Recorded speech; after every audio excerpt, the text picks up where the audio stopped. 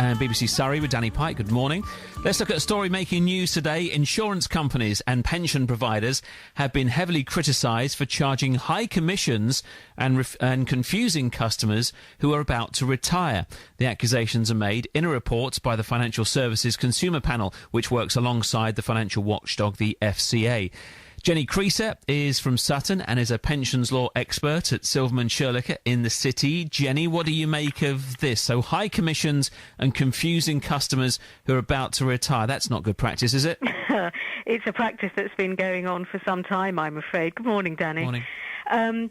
Yes, I think that those of us that have been in this rather longer than we care to remember have probably had concerns about the costs of annuities for some considerable time. And our only surprise is, to some extent, that it's taken so long for the Financial Services Consumer Panel to really focus on this. It's really as a result, I think, of Steve Webb a couple of weeks ago, the pensions minister, actually openly criticising the profits that insurance companies apparently make in the sale of these products. What are we talking about here? Is this nasty sort of high-pressure sales tactics like people would have said about double glazing salespeople years ago? No, I don't think it's that. I think it's a cross between complexity, well, there's a surprise with pensions, and to some extent inertia on the part of the consumer. Often consumers, they have a pension scheme with an insurance company, and when they come to retire, they have to purchase what's called an annuity. Basically, they pay over to the insurance company their pot of money that they've built up over the time, and then the insurance company provides them with a monthly or annual income.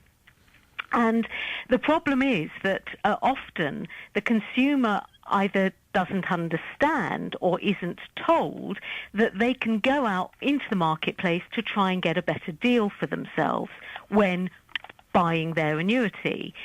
And this comes down to some extent to financial education. I think, everybody needs to understand that, their pension is a vital part of their financial planning. And it's not like buying milk from a supermarket. You don't just take the first bottle that comes along. You have to do a little bit of work and a little bit of research. But there are people out there that will help you do that. And it's something that you really do need to get good advice on. So is this going to be similar to PPI? Will there be money to be paid back to people here? What's the next step? Well, I'm not sure that it's necessarily going to be that, although it would be very nice to some extent if that was the case. I think that it's a question of getting round the table and firstly getting the insurers to actually acknowledge that there's a problem. And I think at the moment there's a little bit of denial going on. They're saying, well, it costs a lot of money for us to set these annuities up. Well, I'm not sure necessarily that's right. I mean, hundreds and thousands of these are bought every year, and you would have thought that there's some economies of scale. It's not that complicated a product, frankly. And there's a bit of reluctance, I think, maybe unsurprisingly, on the part of the insurance companies in acknowledging that there is a problem here. So that's one side of it.